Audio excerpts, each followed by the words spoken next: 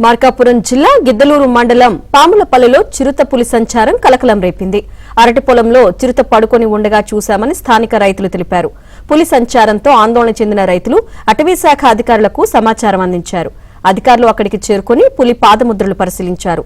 పులి కదలికలను గుర్తించేందుకు అధికారులు ట్రాప్ కెమెరాలు ఏర్పాటు చేశారు.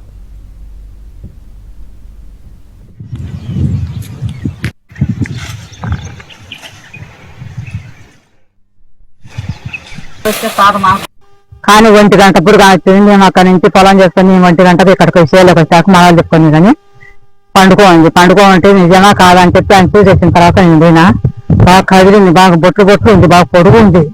మేము భయపడేసి ఇద్దరం ఉరికేసి చాలా జ్వరం వచ్చింది. మాకు భయపడి ఇంకేముంది సార్, భయపడక పెద్దగా ఉండేది, బొట్లు ఉంది, మూతి వల్ల పెట్టుకుంది, 4 కాళ్ళు వల్ల పెట్టుకుంది.